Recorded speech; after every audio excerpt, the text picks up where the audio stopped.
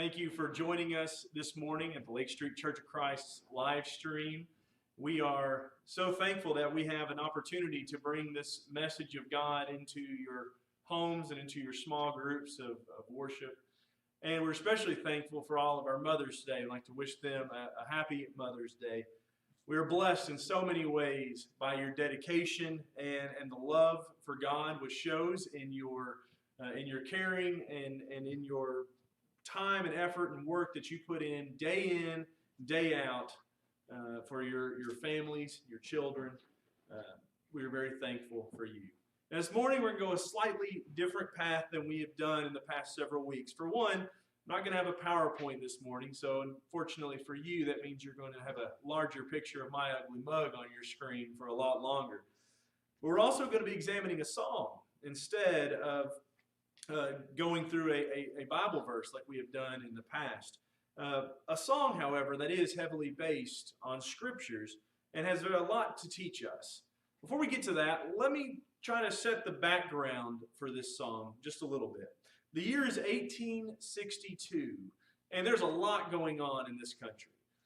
There is this civil war that has caused so much unrest. Everyone's mind is distracted by the fear of loss of loved ones and the uncertainty of what their day is going to look like each and every week.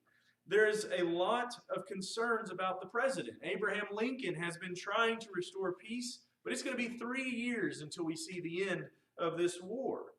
And in that context, on a beautiful spring day, not too much unlike this, Joseph Henry Gilmore is headed to church. He's on his way to fill in for a fellow evangelist who is not able to be there that morning, and he's intending to preach on the 23rd Psalm. But something is different about this day. As he arrives to services, the talk is a buzz. Maybe it's the civil unrest and all the uncertainty that truly they were living in strange times with the war and all that's going on. There was talk about the leadership. Lincoln was being called into question. Some people thought that he was making wise decisions for the countries. Other people thought that he was just completely a fool for what he was attempting to do. And during all of this, whenever Joseph Gilmore stood up into the pulpit to preach, the words that he spoke struck a chord with him like really never before. I want to read with you the passage that he read. 6 short verses in Psalm 23. The Lord is my shepherd, I shall not want. He makes me lie down in green pastures. He leads me beside quiet waters. He restores my soul. He guides me in the path of righteousness for his name's sake. Even though I walk through the valley of the shadow of death, I fear no evil, for you are with me. Your rod and your staff, they comfort me. You prepare a table before me in the presence of my enemies. You have anointed my head with oil. My cup overflows. Surely goodness and loving kindness will follow me all the days of my life, and I will dwell in the house of the Lord forever. In the back of his mind, those words, as he read them, he couldn't help but think about how comforting they were, especially at the time of such calamity going on in their nation. That present condition was cause for fear and for concern, but he was strangely comforted by the words of this psalm. No matter what the president decides, he thought, no matter what path the nation takes, he, God, leadeth me. Later, in some other writings, Gilmore would recall what was going on as he read those verses. He says this, I realize it makes no difference how we are led or whither we are led, so long as we are sure God is leading us. Now, after the sermon was over and services concluded, people stood around speaking with one another, catching up on what had happened the past week. And a lot of the talk by several of the members shifted to these very things. They were talking about the present distress of the Civil War. They were talking about the sermon that had just been spoken, about the psalm that they had read. And so Gilmore took out a pencil and he began to just jot down words that he had spoke, things that he heard, and later he would develop that into a poem. He would give this poem to his wife, and then he forgets all about it. It kind of, as the life of a preacher goes, he starts to think about what happens next, and the words that he had spoken the week before tend to shift out of the mind. But the wife goes on to take the poem, and she sends it to a magazine called The Watchman and Reflector. And a man reads it from there by the name of William Bradbury. Now, William Bradbury is taken by the words of this poem, and so he decides to put music to it, and he presents it to a songbook company named the Golden Censer Hymn Book for publishing. That was in 1862. Now I want to fast forward to 1865. We're drawing to the close of the Civil War, and Mr. Gilmore has left Philadelphia, and he is now preaching in Rochester, New York. And one morning he is preparing to give his lesson, and he's scanning through the hymn book, looking for a song that might fit well with the words he is going to preach this morning, when he stumbles upon, for the very first time, his poem, set to music, the song, He Leadeth Me. In our songbooks, that is number 407, and I want us to think a little bit about the words of that song. But first, I want to say that is a great story to go along with a great song, because 155 years later, we are still not only singing this song, 155 years later, we find our country still in a position of turmoil. Things are certainly different, but things are certainly still the same in many ways as well. People are concerned about the direction that our government is taking. I hear oftentimes on my Facebook feed and talking with friends and neighbors, well, you know, Trump said this the other day. Can you believe Trump said that? Or Bashir is thinking about doing this or thinking about doing that. And there's lots of conflict and concern about what our leadership is doing. But as we noted then, we must remember now who leads us truly today. I want us to think about this song and the poem that Mr. Gilmore wrote as we go through the lesson this morning. So I'm just going to read the first verse to you. He leadeth me. O blessed thought, O words with heavenly comfort fraught. Whate'er I do, where'er I be, still 'tis God's hand that leadeth me. This first verse teaches us, reminds us of the very need that we have for God to lead us in our lives. And it's hard for me not to think about being led and not to look around at all the geese that we see at Lake Mingo. Lake Mingo is the lake just to the right of our church building. And whenever you drive up this street past the lake, one thing that you become very aware of is that we have a huge goose population. They are everywhere. But there comes that point during the year when the numbers of this population start to dwindle. And instead of looking out and seeing almost 100 of these creatures crowded around the lake and on the banks of the lake, we begin to see less and less until finally go for months with seeing none. And as the colder months of the year get upon us. But then as the temperature begins to warm back up, we begin to see them come back. And it's interesting to me to see that these animals have built into them the ability to recognize that this weather is coming, the winter is coming, and they're going to head south for warmer weather. And they also have that ability to recognize it's time to go home and come back in the warmer months. And they don't have a GPS, they don't have maps, they don't have calendars, they have none of the things that we use today, and yet they're able to find their ways to the same place around the same time, year after year after year. God has designed them that way. But man has not been made like that. Man is not given a built-in system that directs us. Rather, we have been given free will. We've been given the ability to choose whether to come or to go, to choose whether we will stay or we will follow. We are given the ability to choose, but even with that ability, we are not given the ability to direct. We cannot direct ourselves. In Jeremiah chapter 10 and verse 23, Jeremiah notes that it is not in man to direct his own step. That's because we need leadership. We need guidance. In fact, that's why we are depicted not as birds in the Psalm, in 23rd Psalm. We need to recognize who we are in that. We are the sheep. And I want to tell you something.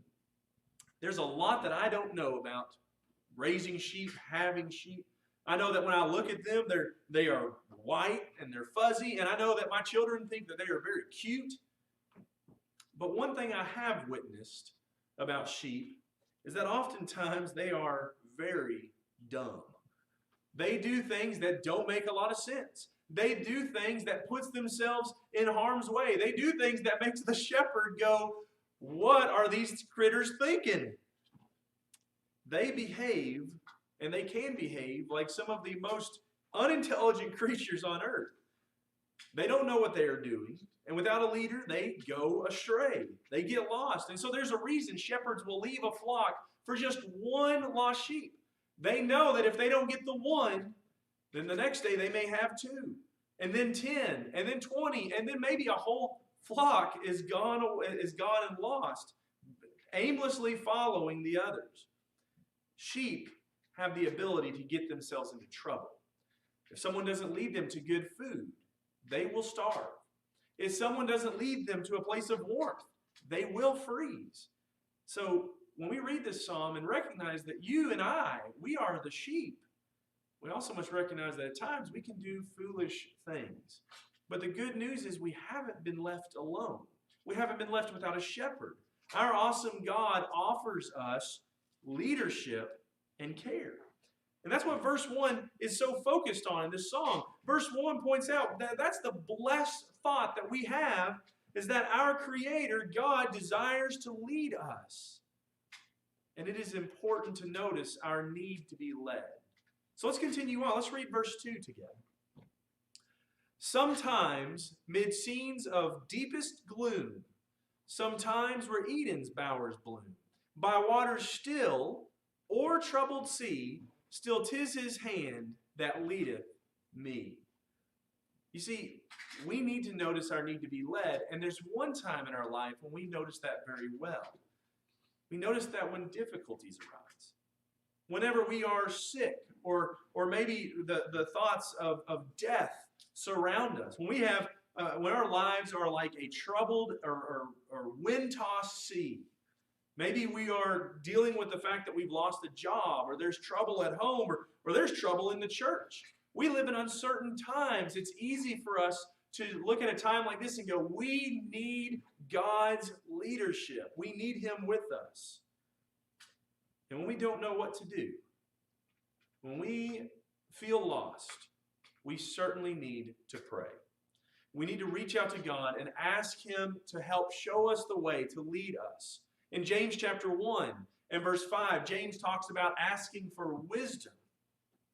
Specifically, he notes that right after verses 2 through 4, talking about trials and about what they produce in us. And so ask for wisdom to see in difficult times what this could make in me, what this could be producing in me to the glory of God. I need your help, God, to lead me. Or consider Psalm 119, 105, which says, His word is a light, a lamp to my feet and a light to my path. That His word guides and illuminates the way that I should walk on. And so we need God in times of darkness, in times of despair and trial. But did you notice as we sing the song, it's not just mid scenes of deepest gloom. It's also when Eden's bowers bloom. He says, by waters still or troubled sea. And I love that view there. Whether it be by the calm water of the creek as it passes by, or as raging river, I need God to lead me. I need God to help direct my steps.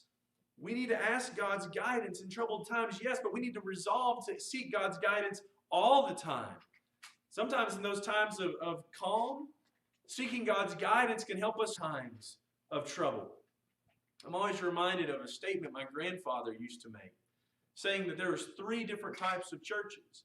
There were churches that were experiencing problems, churches who had just experienced problems, or churches who were about to experience problems. And his point was, when a problem arises in the church, recognize that you're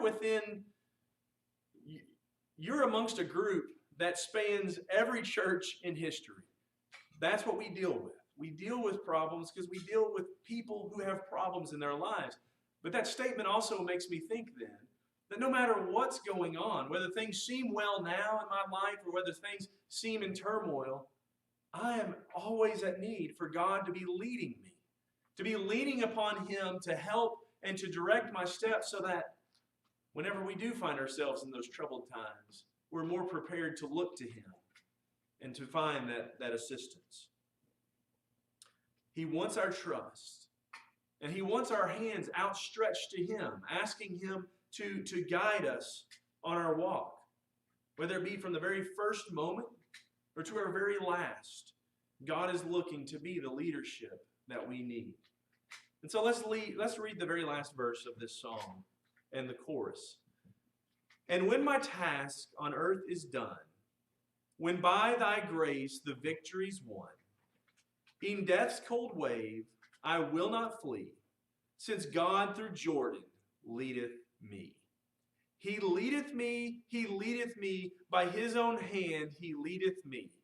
His faithful follower I would be, for by His hand He leadeth me. God's leadership leads us somewhere. It leads us to heaven. And there will come a day when time is done. Hebrews chapter 9 and verse 27 tells us it is appointed unto man once to die, and after this, the judgment. We have that reality before us from a very early age that we're going to have to deal with that. We see it in the lives of others. We see it in our family members, and one day we know we'll see it and we'll have to deal with it in our own life. Death is a certainty. But even though we are dealing with that, Mr. Gilmore wrote that I know that God can leadeth me, even though that there be death in front of us. 1 Thessalonians 5 talks about the return of the Lord. And we recognize that there will be those who die, but there will be those still alive at the return of the Lord. And all of them gathered together to be with one another in eternity with Christ. Will we be prepared for that day? When that moment arrives, will we stand confidently before our shepherd who has brought us home? Or will we be the opposite of verse 3? Will we be those who fear death and its time?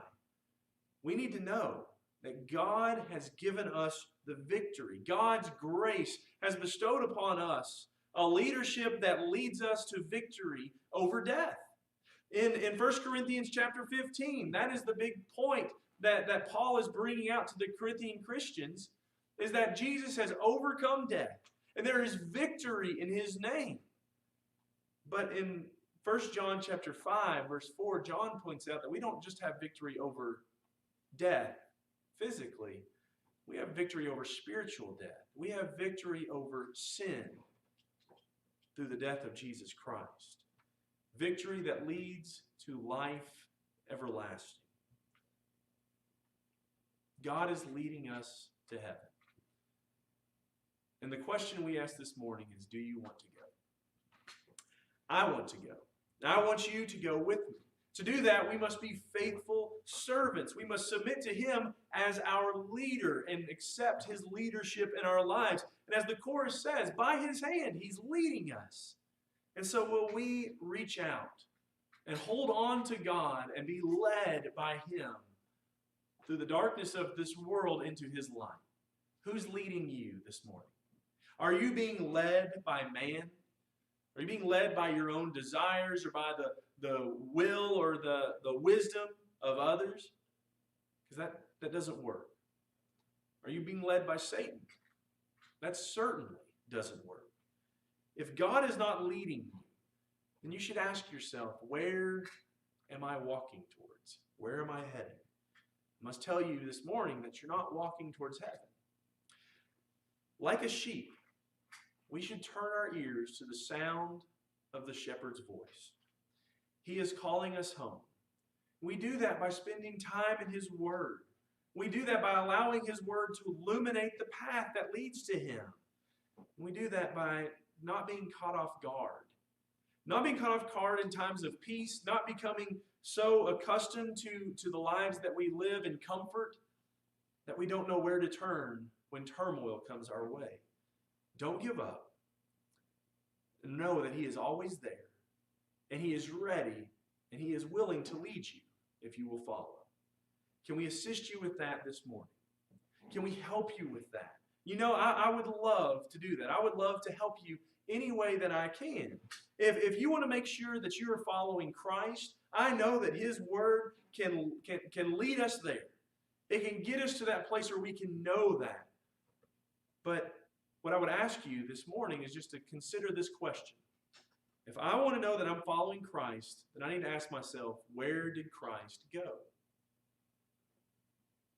And where He went was to a cross. Jesus came and lived a life of service to the Lord, to the Father, all the way up to a cross on Golgotha. He gave up His life for you and for me.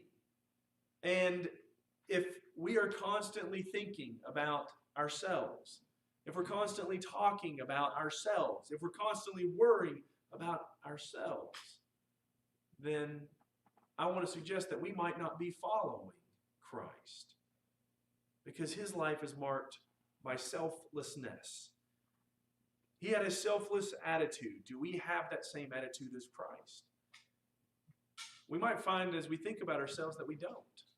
We might find that as we think about ourselves that we tell lies because we want what's best for us. And we go after this excitements of this life because we feel like that is somehow going to provide us with what we really want. We live lives that are marked by alcoholism and sexual addictions. We turn to the world to fill our personal desires. If that describes you this morning, I want you to know that Christ can lead you out of that. That Christ can lead us out of selfish attitude into the selfless light of Him. We can sacrifice these things and begin serving others as a child of God, just like Christ. And what's fascinating is it doesn't take money.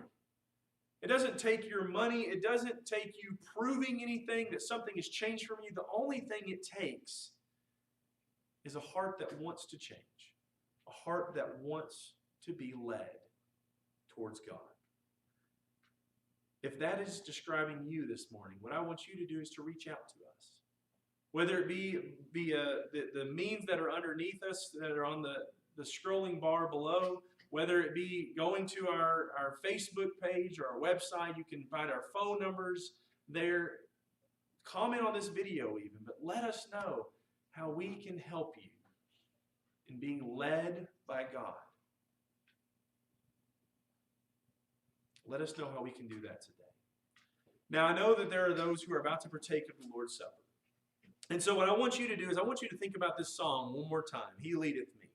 But I want you to think about some of the words He says in that last verse. He says, when my task on earth is done, when by God's grace the victory's won, even death's cold wave I will not flee, since God through Jordan leadeth me.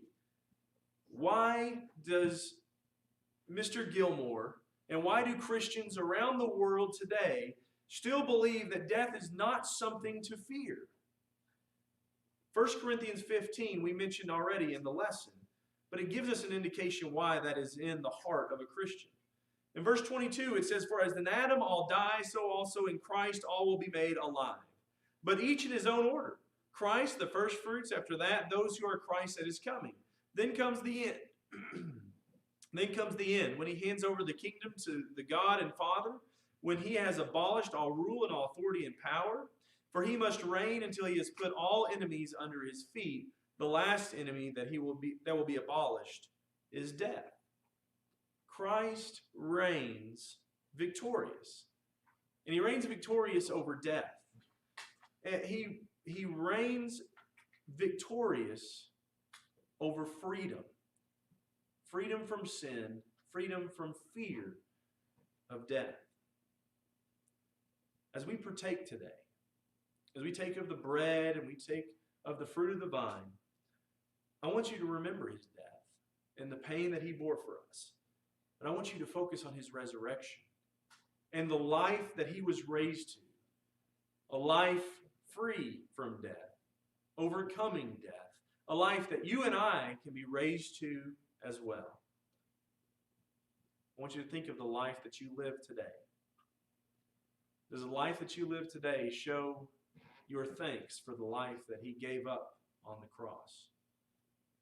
Does it show you as someone who is being led by God, looking forward to the return of his Son? Think of those things as we partake today. Thank you all so much for joining us. And I want to end saying one more time how thankful I am for all of you, especially for our mothers. I love you all. God bless.